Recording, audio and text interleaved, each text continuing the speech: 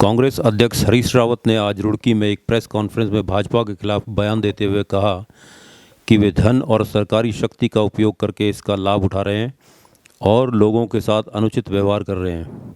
उन्होंने आरोप लगाया कि भाजपा सत्ता और पैसे की ताकत के माध्यम से लोगों को प्रभावित कर रही है और उनके हितों की अनदेखी कर रही है। हरीश रावत ने यह भी कहा कि भाजपा अपने राजनीतिक उद्देश्यों को साधने के लिए सरकारी संसाधनों का दुरुपयोग कर रही है, जो कि राजनीतिक दृष्टिकोण से गलत है। इसकी शिकायत उन्होंने मुख्यमंत्री धामी से भी की है। इस मौके पर भगवानपुर कांग्रेस विधायक ममता राकेश, रुड़की पूर्व मेयर यशपाल राणा, कलियर विधायक फुरकान, समाज सेवी प्रणय प्रताप सिंह आदि मौजूद रहे।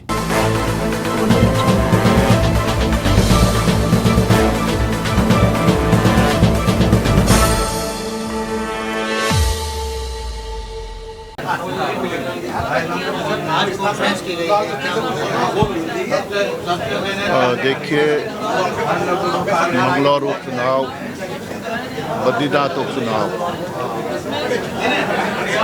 दोनों क्षेत्रों में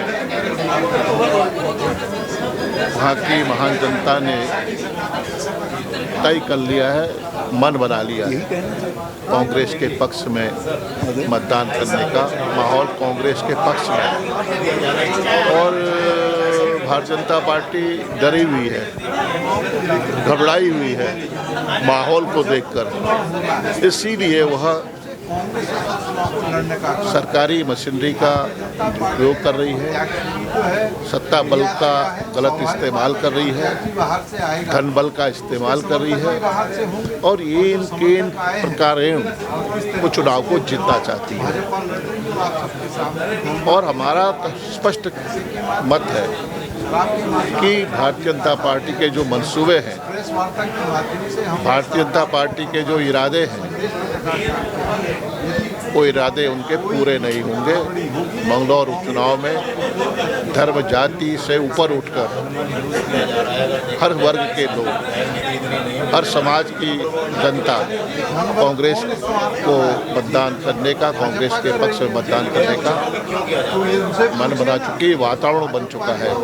यही स्थिति बद्रीनाथ की है। इन्होंने आयातित किए हैं बाहरी तत्वों को, अवांछनीय तत्वों को, जिनका आपराधिक चरित्र रहा है, जिनके खिलाफ मुकदमे हैं, उनको बाहर से लाकर यहाँ के चुनाव को प्रभावित करना चाहते हैं, धन बल का इस्तेमाल करना चाहते हैं, डराना चाहते हैं। लेकिन मेरा मानना है कि जनता इससे ऊपर उठकर कांग्रेस को वोट करेगी और हम बद्रीनाथ भी जीतेंगे और हम मंगलौर भी जीतेंगे। ये मैं कोई अतिशयोक्ति नहीं कर रहा हूँ, ये सच्चाई है। और जिस तरह से जितना ये उत्पीड़न करना चाहे हमारे कार्यकर्ताओं का, हमारे नेताओं का, हमारे साथियों का, हमारे जो पोलिंग एजेंट हैं, बूथ लेवल के कमेटी के सदस्य एजेंट हैं, लेकिन कोई झुकने वाला नहीं है। वातावरण बदल चुका है और हम जीत की ओर अग्रसर हैं। इसीलिए मैं कह रहा हूँ कि भारतीय जनता पार्टी डरी हुई है, घबराई हुई है और किसी न किसी तरह से इनके प्रकार वो चुनाव जीतना चाहती है, लेकिन उनके मुँह से वे सफल नहीं होंगे। देखिए, बाहरी प्रत्याशी, बेदाग प्रत्याशी, बेदाग प्रत्याशी कौन है? बेदाग प्रत्याशी काजी निजामुद्दीन जी, जिनका उनका एक परंपरा है, उस परिवार की परंपरा है और जो उस विरासत को उन्होंने संभाला है ईमानदारी के साथ। और जिस तरह से उन्होंने, जब भी उन्हें अवसर मिला सदन के अंदर, विधानसभा में, उन्होंने मजबूत तरीके से, पुरजोर तरीके से यहाँ के जो मंगलौर विधानसभा की जो मुद्दे हैं, जो समस्याएं हैं, जो उत्तराखंड की समस्याएं हैं, हरिद्वार जनपद के जो किसानों के मुद्दे हैं, उत्तराखंड के जो किसानों की समस्याएं हैं और जो विभिन्न विषय हैं, उनको मजबूती से उठाने का काम किया है।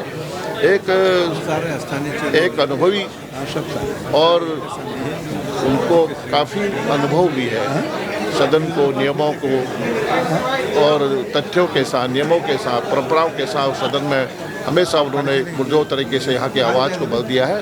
तो मेरा मानना है कि इस बात को मंगलौर की जनता सब जानती है और निश्चित रूप से एक अवसर इस बार फिर काजी निजामुद्दीन जी को मिले।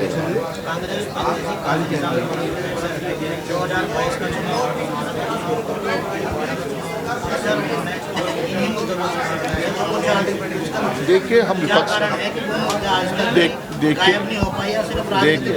देखिए भारतीय जनता पार्टी की सरकार है, केंद्र में सरकार है, राज्य में सरकार है। किन मुद्दों को लेकर भारतीय जनता पार्टी बंगलौर के उपचुनाव में जनता के बीच में जा रही है, किन मुद्दों की बात कर रही है? सवाल ये है, विकास का मुद्दा है, महंगाई मुद्दा है, बेरोजगारी मुद्दा है, पलायन मुद्दा है, गरीबी मुद्दा है, दलितों के साथ पीड़न हो रहा है, दलितों के साथ जाति जुल्म हो रहे हैं, अल्पसंख्यकों के साथ एक डर पैदा कर दिया है। यही के मुद्दों को लेकर जनता के बीच में जाना चाहती है। महंगाई कहाँ है? महंगाई के मुद्दा इनके सामने, हमने महंगाई को लेकर 2014-2019 में सरकार बनाई, इन्होंने बेरोजगारी खत्म करने की बात कही। यहाँ पर जो इंडस्ट्रीज लगी हैं, उद्योग धंधे स्थापित हुए हैं, ये कांग्रेस के शासनकाल में, संजय नारायण तिवारी जी के काल में यहाँ पर उद्योग की एक श्रृंखला बनी, हजारों लाखों लोगों को प्रत्यक्ष अप्रत्यक्ष रूप से रोजगार मिला है। इस दौरान बताइए मंगलौर में, हरिद्वार में कोई नया उद्योग स्थापित कर पाए? किसानों की आय दुगनी हो पाई? बेरोजगारी बढ़ी, बेरोजगारी बढ़ती रही है, क्या बेरोजगारी कम हुई है? यहाँ के नदियों को, सीनों को चीरने का काम खनन माफियाओं को दे दिया है। सारे ठेके, सारे जितने भी नदियाँ हैं, सब बाहरी लोग उसमें काम कर रहे हैं। यहाँ के जो प्रोजेक्ट हैं उसमें सब बाहर के लोग काम कर रहे हैं। तो तमाम मुद्दे हैं, इस मुद्दों का जवाब भारतीय जनता पार्टी सरकार के पास नहीं है। आपने आर्य की तमाम बुराइयों को लेकर भाजपा जो उन पर आक्रामक है, उन पर प्रहार कर रही है, आपने आज प्रेस वार्ता की, क्या कहेंगे, क्या करेंगे? भाजपा अपने खटमल नहीं देखती है। भाजपा पर जो खटमल पड़े हुए हैं वो उन खटमलों को नहीं देखती है, दूसरे के ऊपर लीक होती है ना, छोटी जुए से छोटी, हाँ,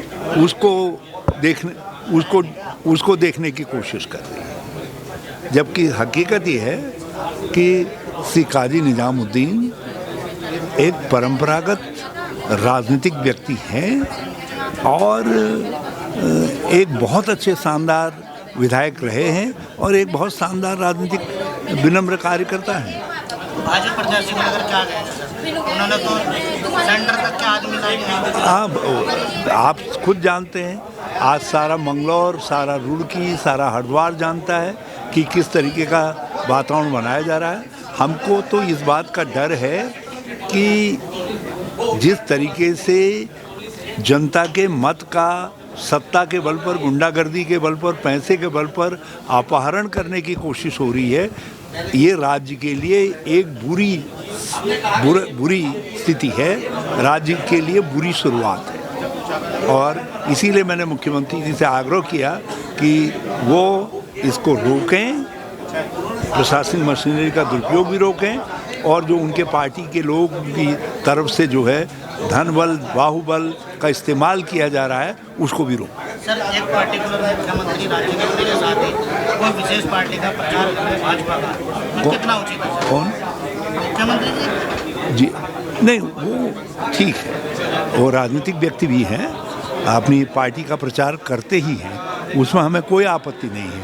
लेकिन वो मुख्य प्रशासनिक कार्यों में उनको और प्रशासन को निष्पक्ष होना चाहिए, मगर इस चुनाव में न यहाँ न बद्रीनाथ में प्रशासन निष्पक्ष नहीं है, सरकार निष्पक्ष नहीं है। कांग्रेस प्रत्याशी के लिए भी जयपुर से, राजस्थान से तमाम नहीं, वो अनुरोध करने के लिए आए और उसके बाद चले गए, सभा में आए, अनुरोध करके चले गए, वो यहाँ डेरा डाल करके नहीं बैठे। खतरा तो नहीं मंडरा रहा कि भाजपा वाले आ गए तो उनकी सीटें? नहीं, कोई खतरा नहीं।